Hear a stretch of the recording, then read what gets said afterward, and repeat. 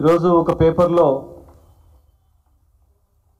పాలమూరుపై నీడలు ఇంకా అనేక మీడియా సంస్థల్లో కూడా పాలమూరు రంగారెడ్డి ప్రాజెక్టు ఇప్పట్లో నీళ్ళు వచ్చే పరిస్థితి లేదు,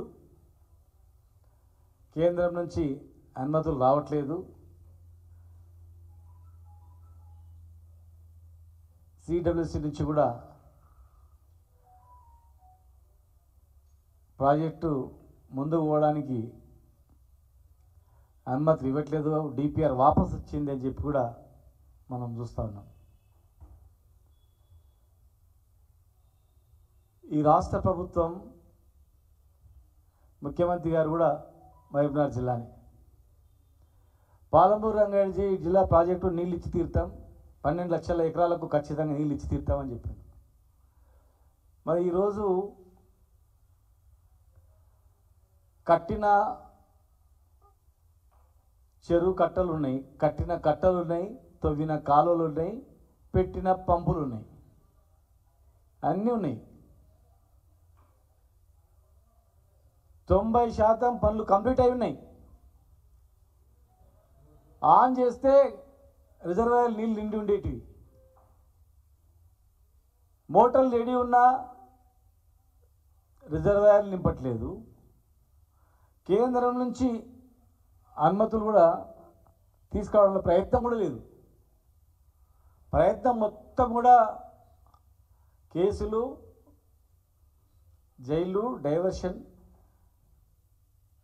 ఇవి తప్ప అభివృద్ధి మీద దృష్టి పెట్టట్లేదు.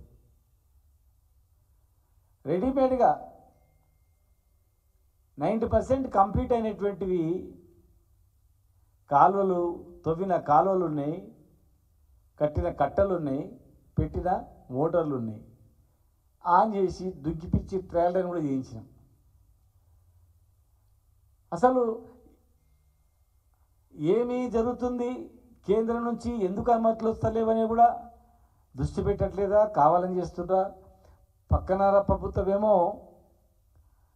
వాళ్ళ ప్రయోజనాలు దెబ్బతినకుండా ఎక్స్ట్రా తెలంగాణ మీద కంప్లైంట్ చేస్తూ ఉంది. కంప్లైంట్ చేసి కృష్ణా ట్రిబ్యునల్లో కంప్లైంట్ చేసి మితండ వాదనలతో ఇవాళ ఫైల్ డిపిఆర్లు అన్నీ వాపసు వచ్చినాయి. మహబూబ్నగర్ ప్రజలారా, తెలంగాణ ప్రజలారా, ఒక్కసారి మీరు ఆలోచన చేయండి. ఇప్పటి వరకు కేంద్రానికి పంపినటువంటివి మూడు అనుమతులు కూడా వాపసు వచ్చినాయి. కాళేశ్వరం రిజర్వాయర్ ద్వారా, కాళేశ్వరం లిఫ్ట్ ఇరిగేషన్ ద్వారా అదనపు 1 TMC డైలీ మనం తీసుకోవడానికి 3rd TMCకి పర్మిషన్ ఇస్తే, పర్మిషన్ కోరితే అది వాపసు వచ్చింది. వార్దా ప్రాజెక్ట్ తుమ్మిడిహెట్టి దగ్గర అనేక అడ్డంకులు ఉంటే దాన్ని వార్దా ప్రాజెక్ట్ దగ్గర ఇంకొక డిపిఆర్ పంపితే అది వాపసు వచ్చింది. ఇలా వలసల జిల్లా మాది, పేద జిల్లా మాది, మా జిల్లా పేరు చూపించుకొని, మా జిల్లా పేరు చెప్పి ప్రపంచ బ్యాంకుతో అప్పు తెచ్చుకొని యునైటెడ్ ఆంధ్రప్రదేశ్లో తెలంగాణని ఎండబెట్టిండ్రు, ఆంధ్రాని పండబెట్టిండ్రు. పంటలు పండినాయి అక్కడ.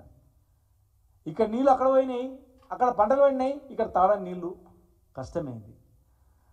14 లక్షల మంది వలస పోయినటువంటి జిల్లా.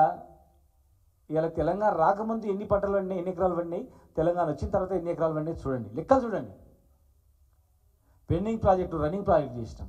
ఇలా మేము చేసిన ప్రాజెక్టులు కొంత పెండింగ్ ఉంది. మీరు రన్నింగ్ చేసి రన్నింగ్ ప్రాజెక్టుగా మీ పేరు తెచ్చుకొని మీరే ప్రారంభించండి. మీ హాయంలో ఇన్ని ఎకరాలకు నీళ్ళు ఇచ్చినామని చెప్పుకొని 12.5 లక్షల ఎకరాలకు నీళ్ళు ఇచ్చేటువంటి ఆ ప్రాజెక్టును దాని మీద వాదన వినిపించకుండా, ప్రయత్నం చేయకుండా పక్క రాష్ట్ర ప్రభుత్వం వచ్చిన 10 నెలల్లో వాళ్ళ ప్రభుత్వం అనుమతులను వాపసు వస్తున్నాయంటే ఎవరు కారణం చెప్పండి.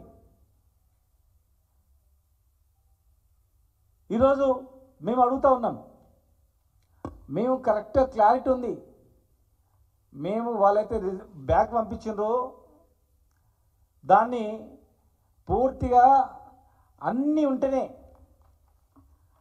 అన్ని రకాల హక్కులు ఉంటేనే ఎన్విరాన్మెంటల్ అడ్వైజరీ బోర్డు అనేది పర్మిషన్ ఇస్తుంది. Environmental advisory board, central advisory board permission ఇచ్చిందంటే మేము పంపినటువంటి డిపిఆర్స్ మొత్తం క్లారిటీగా క్లియర్గా ఉన్నట్ల. మైనర్ ఇరిగేషన్లో 45 టీఎంసీల నికర జలాలు 45 టీఎంసీల నికర జలాలు మావి మిగిలి ఉన్నాయి అని చెప్పి వారికి ఇవ్వడం జరిగింది. అదే కాకుండా పోలవరం డైవర్షన్ స్కీమ్లో మరి తుంగభద్ర